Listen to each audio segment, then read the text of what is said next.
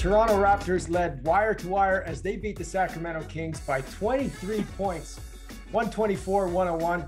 I'm Randy Urban, and this is Raptors Night Cap. Tonight, we're joined by Leo Rautins, Paul Jones, and Jack Armstrong. Guys, lots to like in this one.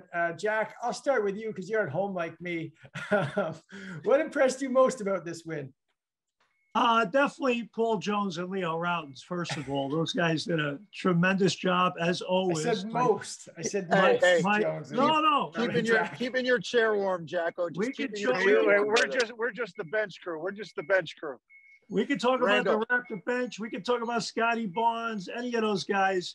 My two colleagues were awesome as usual.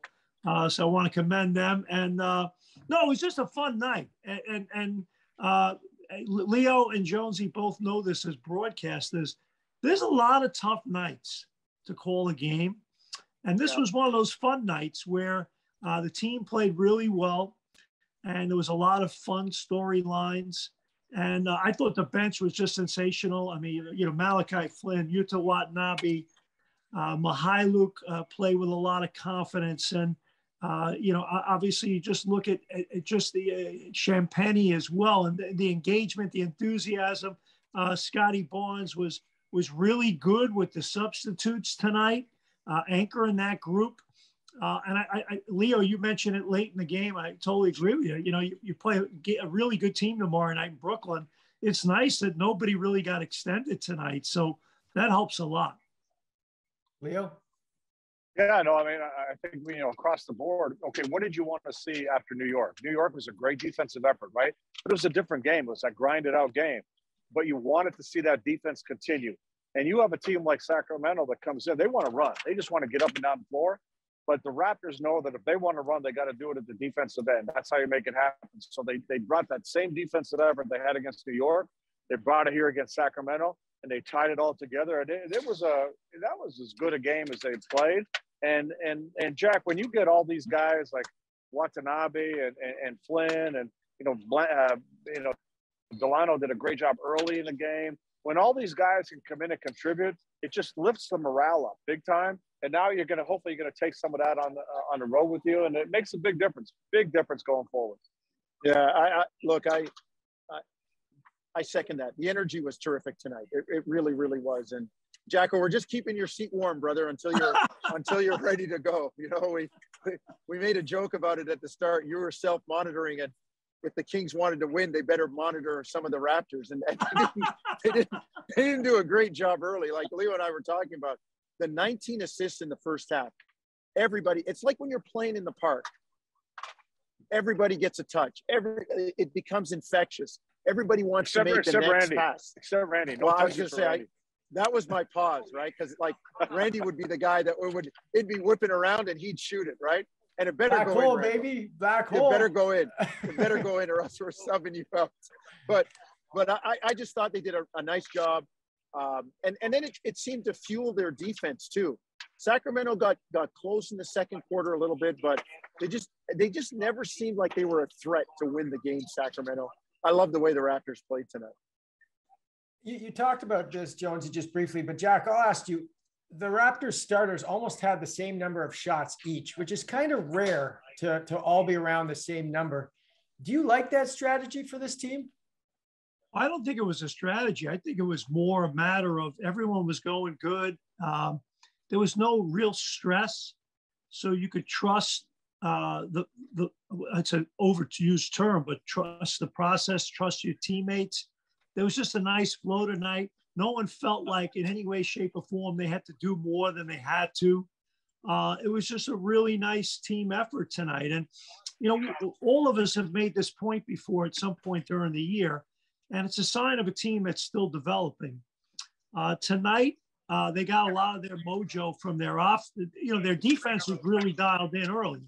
But when you look at a young team, when their offense is really going good, the mojo really gets to another level.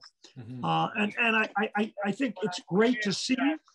And I think if you can get a combination between what we saw Saturday night with a gritty, hard-nosed defensive effort and tonight with a little more flow and skill offensively, you got a team that's going to be a tough out.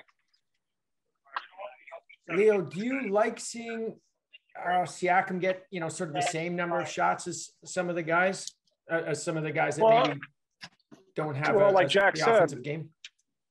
Like Jack said, it's a byproduct of the game, right? It's the type of game you're playing. And this was a game where everybody was getting touches, everybody's getting involved. How many guys got shots in transition? How many got shots, playing off of the defense? And so not necessarily running an offense, not running a play, but just playing off of the game. So in a game like this, it's going to be distributed differently. And obviously when you're locked up in a different type of game, you're going to be looking for one guy, try to get that one guy a shot when you need it. In this game, you didn't have to. It was an equal opportunity. Whoever's open gets the ball, have some fun. And let's put this in perspective. I mean, Sacramento's a crappy defensive team, right? They score 111 points a game, but they give up 114 every night. So you're going to, and they give up 46% shooting and all that other stuff. So you're going to get shots. So this game was just a byproduct of that, as far as everybody able to contribute and get shots. And Jonesy, it was the same thing for the bench, right? They kind of had equal distribution. They were great again. Why were they better today? Well, I think they fed off what was going on from the starters. I thought Nick used them, the hybrid units. He'd have a couple starters and three bench players, or three starters, a couple bench players. There was one time in the second quarter when Scotty Barnes was the only starter on the floor, and he seemed to relish that. And Leo and I talked about it. He took charge. He looked around like, okay, I'm the only starter out here. I'm going to be counted on for some of the scoring. Let me get to it. And it will help these other guys too. Sometimes the best thing you can do is score for your team and do that stuff. And Scotty did that. Now the other guys are feeling better. They're feeling better about taking shots, taking the ball to the goal.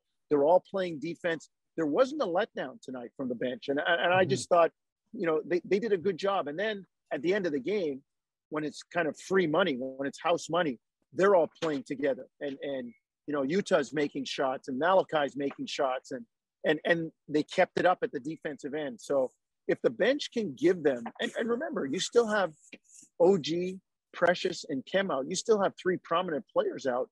And that's part of the reason why the bench struggles, because you move guys up into unfamiliar roles, and maybe they're trying to do a little bit more than normal. And it hurts at the other end of the bench. But tonight, I just thought they did a great job playing together and playing with energy. Yeah, Scotty looked like Magic in this one, even though he was playing actually more defense than Magic did. But Jack, I want to ask you about Boucher. He's been playing great lately. Why do you think he's having more success? I think part of it is the fact that he knows he's going to be able to play through mistakes a little bit. You don't have Kem Birch and Precious. And Precious Achua. And needless to say, you put those two guys together, that's a lot of minutes combined. So I think there's a log jam a little bit in the front court. So when you take that away a little bit, I just think he's playing more relaxed. I thought he shot the ball with conviction tonight, and it's nice to see, because I think it was as crazy as I've never looked at him as a guy that lacked confidence. But maybe he lacked a little conviction of late, and that's a big difference. And tonight, I thought he played with conviction, like, hey, man, I'm good, and I'm going to show you, and I'm not worried about any of this other nonsense. I'm here to play. And I'm a big Chris Boucher fan, as is Leo and Jonesy, and I'm happy for him, because I think when he gets minutes, I've never seen the guy shy away from anything. Mm-hmm. And Leo, keeping with the bench, I just felt like Malachi Flynn was due for a game like this. I could feel like it was coming, and it did.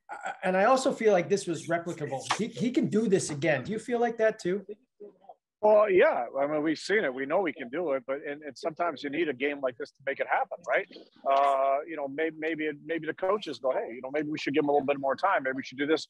Games like this can change a lot for a lot of players. So hopefully it'll help Malachi. I mean, look at Utah Watanabe. I thought that was his best offensive game, and that may help him now just to feel more confident and take the shots he's supposed to take. So games like this, even though they're blowouts and you think they don't matter, they matter a great deal in how they can impact players' confidence, especially role players and bench players. I said this to Leo late in the game, Randy. Malachi, in only his second year, is really learning how to become a professional.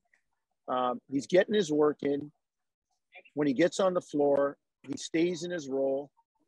He doesn't get out of character. He plays hard, and he just waits for his chance. And when he gets his chance, by and large, he's ready. And that's, I mean, you expect that from a guy who's been in the league, 6-7 years and understands. He's still learning, but he's latched onto that. Okay, I'm going to be ready because when my time comes, I'm going to get in there and do what I can do to help the team. And we're not hearing about any complaining about minutes or anything like that. I just think he's becoming a really good young pro very, very quickly. Yeah, for me, I honestly think that guy has starter minutes potential. I really like the way he gets downhill. He is so fast. Jack, real quick, Scotty, where did you see growth from him tonight? I think the biggest growth to me was when he had a lot of second unit guys out there and he led. To me, that was the thing, and you can't really put a statistical number on that. But I thought Jonesy and Leo did a great job kind of characterizing what was going on out there with him, where he maybe had a bigger piece of the puzzle. And I think he knew it and he didn't shy away from it, which I thought was really cool. So again, you can't put a number on it. But to me, like, he's got even more in him than I think sometimes he realizes. He's just scratching the surface. Yeah. Leo, last thing for you. The Raptors beat Brooklyn tomorrow night if they do what? Defend the way they're defending. I mean, it all starts at that end of the floor for this team. This team has to realize that's who they are. When they defend, when they play with that kind of energy, when they feed off of their defense, when they dictate how the game's going to be played, that's when they're at their best.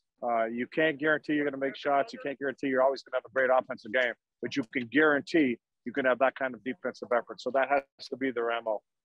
Jonesy, same question. You can wrap it up. Look, Leo said it best. I just think that you have to maintain that in addition to the physical stuff, have a kind of a mental resiliency. You're playing the best team in the East tomorrow on a back-to-back in their joint. And you show any kind of weakness, they're going to jump on it. You've got to come at them. You've got to be the aggressor. You've got to attack and do it for 48 minutes or as close to 48 minutes as you can. All right, guys, thanks for doing this. The Raptors win on an easy night offensively. Even Leo Rautins could have scored. They'll try to keep it. They'll try to keep it going tomorrow night. A chance to go to 500 at 14-14 against the Brooklyn Nets in Brooklyn, 7:30 p.m. But disrespect. I will see. You better hope I never see you on a schoolyard. I would love it. Oh man, I would love it.